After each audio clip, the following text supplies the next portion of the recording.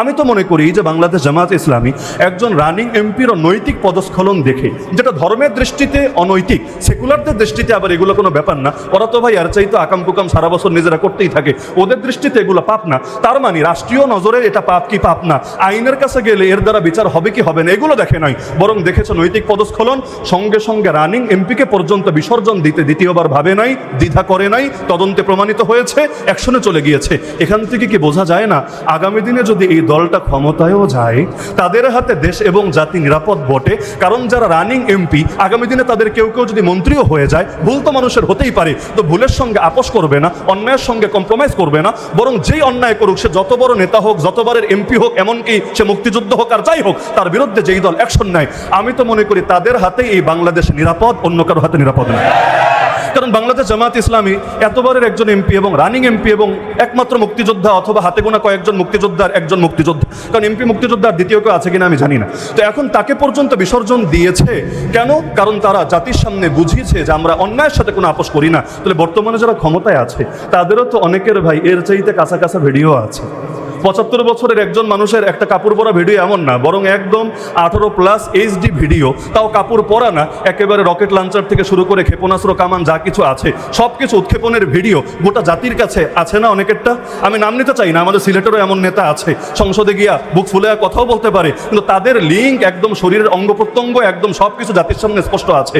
আপনারাও একটু এদেরকে বিসর্জন দিয়ে ইতিহাস সৃষ্টি করে দেখান না। জামাতের বিরুদ্ধে বদনাম করলেন যে নৈতিক পদস্খলন হয়েছে, কিন্তু এটা দেখলেন না তারা অন্যায়ের সঙ্গে আপোষ করে না, বরং এভাবে বিসর্জন দেয়। আপনারাও ইতিহাস সৃষ্টি করেন, জাতি দেখুক আপনারা অন্যায়ের সাথে আপোষ করেন না। আর যদি দেখা যায় না অন্যের বেলায় এক নীতি, নিজের বেলায় আরেক নীতি, নিজে চাঁদাবাজ পালবেন, খুনি পালবেন, ধর্ষক পালবেন, মাদক কারবার পালবেন, আর অন্যদের হাজারটা ভালো দেখেও না দেখার ভান করে পড়ে থাকবেন, আর একটা দুইটা কিছু পেলেই এটা নিয়ে খালি লাফাবেন আর বড় বড় গলায় ডায়লগ মারবেন, এমন যদি হয় জাতি বুঝে নিবে ডাল মে কুছ কালা তো জরুর হ্যায়। সে খুঁজবে কোথায় নোংরা পাওয়া যায়, কোথায় গান্দা পাওয়া যায়, কোথায় কোন এমপির কোনো পদস্খলন অথবা কোনো ভুলভ্রান্তি অথবা কোনো ত্রুটি পাওয়া যায়। ব্যাস সে অপেক্ষায় থাকবে 6 মাস, 1 বছর, 2 বছর, যদি কখনো পায় বলবে পাইছি রে ভাই পাইছি। এরপর এটারে এমনভাবে ছড়াবে যেন এই দলের মধ্যে, এই ধারার মধ্যে, সংগঠনের মধ্যে ভালো কোনো কিছুই নাই। এরকম কিছু মাসে আছে কিনা সমাজে? অথচ দরকার ছিল সে মৌমাছি হবে, কারণ ভাই ভুলভ্রান্তি কার ভেতরে নাই? আমিরা জামায়াত স্পষ্ট বলেছেন যে জামায়াতে ইসলামী কোনো ফেরেশতাদের সংগঠন না, আমরাও মানুষ, আমাদেরও ভুলভ্রান্তি হয়। কিন্তু ওমর রাদিয়াল্লাহু আনহু বলেছিলেন রাহিমাল্লাহু মান হাদানি ইলা উয়ুবি, আল্লাহ রহম করুন তাকে যে আমাকে আমার দোষ ত্রুটিগুলো ধরিয়ে দিবে। আবু বকর রাদিয়াল্লাহু আনহু প্রথম খুতবায় খলিফা হয়ে বলেছিলেন আমি তোমাদের মধ্যে সর্বশ্রেষ্ঠ না, যদিও আমাকে তোমরা দায়িত্ব দিয়েছো, ফা ইন্নী কাদ উল্লিতু আলাইকুম ওয়া লাস্তু বিখাইরিকুম, সুতরাং আমি যেটা ভালো কাজ করব সেটাতে আমাকে সাহায্য করবা, আর আমি যদি মন্দ কিছু করি তোমরা ধরে আমাকে সোজা করে দিবা। এর পরবর্তী বিষয় হলো, আজকে এখানে যেহেতু ওলামাদের সভা এজন্য বলছি, না হলে বলতাম না। একটা কথা প্রায়শই আমরা শুনি, জামাত নাকি কওমি বিদ্বেষী। এমন ভয়ও দেখানো হতো ইলেকশনের আগে, জামাত ইসলামী ক্ষমতায় গেলে কওমি মাদ্রাসা বন্ধ করে দিবে, মসজিদের ইমামদেরকে মসজিদ থেকে বিদায় করে দিবে। এমনকি কোনো কোনো এলাকায় এই ভয় দেখিয়ে ভোটের মাঠে পর্যন্ত প্রভাব বিস্তার করা হয়েছে। এই যে কথাটা বলা হয় জামাত কওমি বিদ্বেষী, বাস্তব না সম্পূর্ণ অবাস্তব? আমি জাস্ট অনেক লম্বা আলোচনায় যাব না যে আসলে কেন বাস্তব না, ওই অত না না এগুলোর দিকে যাব না, বরঞ্চ আমি জাস্ট 2-1টা পয়েন্টের দৃষ্টি আকর্ষণ করতে চাই। আমিরা জামাত তিনি একজন এমপি হিসাবে, এবং শুধু এমপি না বরঞ্চ জাতীয় সংসদের প্রধান বিরোধী দলের নেতা, বিরোধী দলীয় নেতা হিসাবে তিনি যে মাসিক একটা সম্মানী পান, সরকার নির্ধারিত মাসিক যে সম্মানী পান, আমাকে বলেন তো সেই সম্মানীটা কোথায় তিনি ব্যয় করেন? আলহামদুলিল্লাহ সবাই জানেন দেখি একটা কওমি মাদ্রাসা, এবং জানো তো না কওমি মাদ্রাসা না। কেউ কেউ হয়তো বলবে ও বুঝেছি, মনে হয় জামাতের কোনো হুজুরের করা কওমি মাদ্রাসা না রে ভাই, ওই ঢাকা মিরপুরে এমন একটা মাদ্রাসা যেই মাদ্রাসার নাম গোটা বাংলাদেশ জানে, এমন একটা শীর্ষস্থানীয় মাদ্রাসা। আমি নামটা যেহেতু আমিরা জামাত প্রকাশ করেন না, আমিও নামটা প্রকাশ করছি না। শীর্ষস্থানীয় একটা মাদ্রাসা, সেখানে তিনি 5 বছরের জন্য তার এই সম্মানীটাই অক্ষ করে দিয়েছেন। এখন বলবেন আমিরা জামাত তিনি ব্যক্তি হিসাবে ভালো মানুষ, তিনি হয়তো দিয়েছেন। শুধু তিনি ব্যক্তি না, প্রতিটা এলাকায় খুঁজলে এর হাজারো দৃষ্টান্ত পাওয়া যাবে। আমি যদি আমার নিজের গত সপ্তাহের অভিজ্ঞতা বলি, তাহলে আমাদের মিরপুরে, বৃহত্তর মিরপুরে, মানে মিরপুরে তো অনেকগুলো ভাগ আছে, মিরপুরে 1, 2, 3 এরকম অনেক বিশাল, বৃহত্তর মিরপুরের একটা বোর্ড আছে প্রাইভেট মাদ্রাসাগুলোকে নিয়ে। সেই বোর্ডের সেক্রেটারি যিনি একজন ব্যাংকারও, আমার সাথে আবার নিজের বড় আলহামদুলিল্লাহ বেশ প্রতিষ্ঠিত একটা প্রাইভেট মাদ্রাসাও আছে, অনেক টাকা বিলও নেয় এবং পড়ালেখার মান ভালো। তো আমার কাছে রিকোয়েস্ট করলো যে আমাদের কিছু মাদ্রাসা এমন যেখানে কিছু এতিম ছেলেপেলে আছে, যদিও প্রাইভেট মাদ্রাসায় খুব বেশি থাকে না, কিন্তু কয়েকটা প্রতিষ্ঠানে কিছু এতিম ছেলেপেলে আছে, তো ওদের কোনো একটু খেদমত করা যায় কিনা। আমি বললাম কেমন খেদমত দরকার? বললো আর কিছু না হোক, অন্তত এখন গরমের টাইম যদি একটু ফ্যান দেওয়া যায় মাদ্রাসাগুলোতে এটা একটু উপকার হয়। আমি বললাম আচ্ছা ঠিক আছে, ফিকির করে দেখি। তবে ধরেন আমরা আয়োজন করলাম, কিন্তু লাস্টে আবার মাসালাগত ঝামেলা দেখা দিবে না তো, যে না এই গোমরা ব্যক্তিদের থেকে ফ্যানও নেওয়া যাবে না, এটা হারাম, নিলে জাহান্নাম, এই টাইপের মাসালা দেখা যাবে না তো? বললো না, এটার দায়িত্ব আমি নিচ্ছি, কোনো সমস্যা নেই।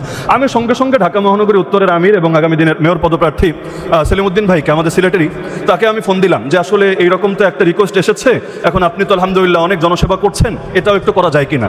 আমি অবাক হলাম, আমি ভেবেছিলাম হয়তো বলবেন চিন্তা করে জানাচ্ছি অথবা পরামর্শ করে দেখছি। 1 সেকেন্ডও টাইম নেন নাই, তিনি বলেন হ্যাঁ আমি রাজি আছি। এটা তো আরও আমাদের সৌভাগ্যের ব্যাপার যে আমরা আলিম এবং তালিব ইলমদের খেদমত করতে পারবো।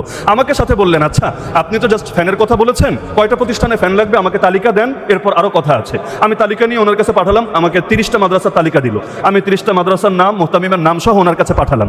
এখন উনি আমাকে বলেন আচ্ছা 30টা মাদ্রাসায় তো ফ্যান লাগবে, সবচাইতে ভালো তো হতো আমি প্রতিটা মাদ্রাসায় গিয়ে নিজের হাতে দিয়ে আসতে পারলে, কিন্তু আসলে ব্যস্ততার ভেতরে এত টাইম বের করা কঠিন। তাহলে একটা কাজ করলে কেমন হয়, আমরা সব আলেমদেরকে এক জায়গায় একবেলা মেহমানদারি করি, একটু আলহামদুলিল্লাহ একসাথে বসে খাওয়া দাওয়া করলাম, ওনাদের হাতে হাদিয়াটাও তুলে দিলাম। আমি বললাম এটা তো খুবই ভালো হয়। এখন আমাকে বললো তাহলে 30টা না 50টা মাদ্রাসার মুহতামিমকে আপনি দাওয়াত দেন, খাওয়া দাওয়া করলাম সবার সাথে, আর যেই 30টা তালিকা এসেছে তাদেরকে ফ্যান দিয়ে দিলাম। তো আলহামদুলিল্লাহ দেখা গেল যখন তাকে এভাবে বলা হলো, এই 30টা মাদ্রাসা শুধু না 50টা মাদ্রাসার প্রতিনিধি আসলো এবং আমাদের চোখের সামনে 30টা মাদ্রাসার প্রতিনিধির নিকট তিনি ফ্যান বুঝিয়ে দিলেন। শুধু তাই না, কাশিমপুরে দীর্ঘ 1 বছর পর্যন্ত দেখেছি, দীর্ঘ 1 বছর পর্যন্ত দেখেছি।